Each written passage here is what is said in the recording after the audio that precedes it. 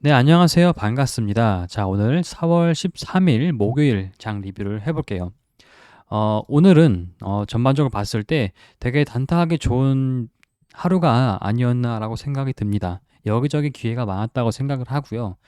그리고 최근에 이렇게 2차 전지 위주로 대장주 위주로 움직였던 이 시장이 최근에 이제 급락을 나오면서 2차 전지 관련주들이 급락이 나오면서 돈이 많이 모였던 종목들은 절대로 빠질 때 한 번에 원웨이로 쭉 빠지기만 하진 않아요. 반드시 반등 구간이 나오기 때문에 그 반등 구간을 조금 의미 있는 가격 라인 혹은 뭐 이평선 이런 기준만 좀 잡았으면 되게 매매하기 편하지 않았나라고 생각을 합니다.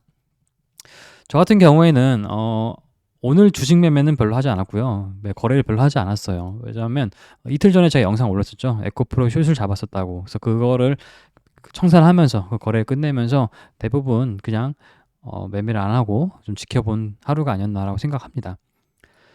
일단 저번에 이틀 전에 영상 올렸을 때 제가 숏을 에코프로 BM이죠. 에코프로 BM을 이때 실적 발표가 나오는 날 이때쯤에 잡았다고 했었어요. 이때 잡고 그래서 오늘 청산했는데요. 대략적으로 2천만 원 정도 수익이 났어요. 2천만 원 좀 수익이 났고 여기서 좀 만족할 만한 수익이 나다 보니까 주식 매매는 거의 하지 않았어요. 매매는 종가에만 좀 사봤고 그러다 보니까 주식 거래해서 얻은 수익은 별로 크지가 않습니다. 한 140 정도 수익이 났습니다. 이거는 별로 매매를 하지 않았었고 자 그럼 오늘 설명할 게 뭐였냐면 몇 가지를 설명할까 해요. 저 에코프로 BM을 제가 숏을 친 이유, 저번 영상에 이어서 몇 가지 더 설명을 드릴 거고, 그 다음에 좀 놓친 게 좀 많이 있었어요. 왜냐면, 매매를 별로 하지 않겠다 이런 생각을 가지고 있다 보니까 제가 놓친 종목들, 이런 거 몇 개 설명하도록 하겠습니다. 자, 먼저, 에코프로 BM을 제가 이때 실적 발표를 한다고, 이날 보통 우리나라 같은 경우에는 실적 발표하는 날에 주가가 올라 있으면은, 재료 선별로 보면서 주가가 떨어지는 경향이 있다 했었죠. 그걸 첫 번째 설명드렸었고 그 다음 제가 많이 봤던 건 뭐냐면 수급 주체였어요. 이날 에코프로 BM이 계속 올라갔을 때 보면 개미가 올렸죠. 그러니까 4월 11일과 4월 11일과 그 4월 12일 그러니까 누가 봐도 실적 발표가 나오면 주가가 떨어질 것 같은데 누가 올렸나 한번 보통 일반적으로 많이 올린 게 개미들이었어요. 에코프로는 더 심해요. 그냥 아주 개인들만 매수를 했던 거죠. 3일 연작으로. 이게 첫 번째 신호라고 봤고요. 그 다음에 두 번째 신호가 그 실적 발표. 그 다음에 또 하나가 뭐냐면 이걸 좀만 알아보면 뉴스를 좀 보시다 보면요. 코스닥에서 개인들이 가장 신용으로 많이 매수한 종목 1위가 에코프로 BM이었어요. 그 말은 뭐냐면 얘네가 한번 떨어지면은 조정이 아니라 조정 정도 수준이 아니라 오른 게 너무 많다 보니까 한 10% 이상 급락이 올 수도 있겠다라고 생각을 하고 있었어요. 그게 세 번째 근거였어요. 그리고 마지막 네 번째 근거 이게 굉장히 중요한데 이 네 번째가 뭐냐면 자 우리가 숏을 칠 때 가장 주의해야 될 건 뭐냐면 단순히 주가가 많이 올랐다고 해서 숏을 치게 되면은 그건 되게 많이 힘들어질 수가 있어요. 왜냐하면 이 사람들의 광기는 측정하기가 되게 힘들어요. 그럼 우리는 과거의 선례를 한번 찾아보면서 그 모양을 좀 공부할 필요가 있는데요. 이번에 최근에 에코프로와 비슷한 움직임을 가졌던 주식이 있었어요. 과거에. 그게 뭐였냐면 신라젠이었습니다. 얘도 똑같아요. 얘도 과거에 얼만큼 올랐냐면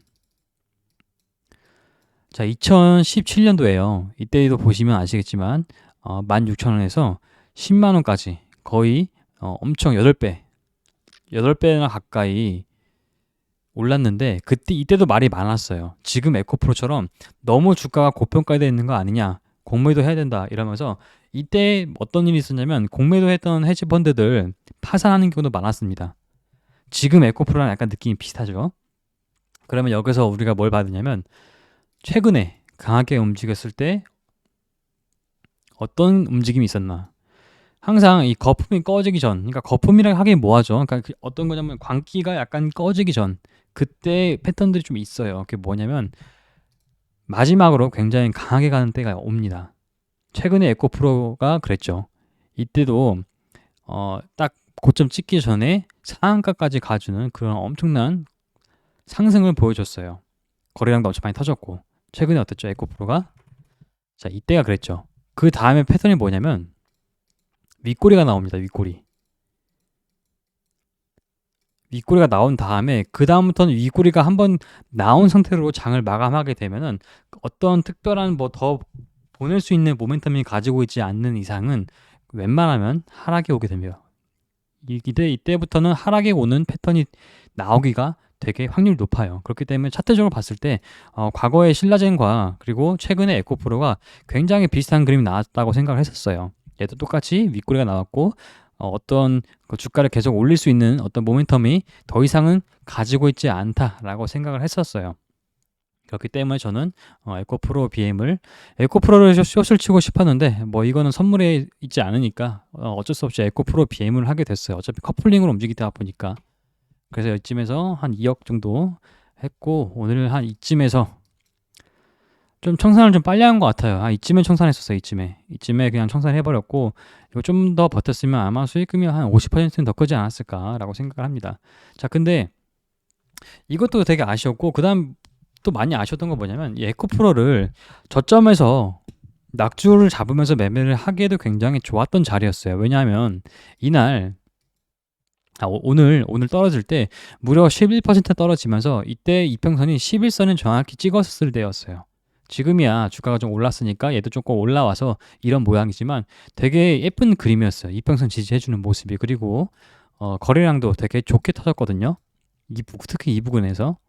그래서 아마 이 부근에서 매매를 하시는 분도 많았을 겁니다. 이때 매매하고 수익을 내는 경우도 많았을 거예요. 왜냐면 굉장히 비중도 실기 좋았기 때문에 이 부분이 조금 또 매매를 이때 제가 봤거든 차트를. 근데 매매할까 말까 하다가 약간 제 생각에는 어떠냐면 이거를 매도로 그러니까 숏으로 수익을 내고 또 저점 잡고 수익을 낸다는 게 너무 과한 욕심을 부리는 게 아닌가라고 생각하면서 저 같은 경우에 좀 만족할 만한 수익이 나면은 매매를 좀 멈추는 경향이 있어요. 그렇기 때문에 여기서 좀 매매를 해봤으면 조금 더 수익을 더 크게 가져갈 수 있겠다라고 생각이 들었습니다. 그리고 두 가지 종목이 있었는데 아침에 놓친 거. 그러니까 이건 뭐냐면 에코프로 BM을 제가 숏을 친 것을 대응하기 위해서 계속 이것만 보고 있다가 매매해야지 했다가 까먹은 종목이 두 가지가 있었어요. 첫 번째가 뭐냐면 노바텍이었고요.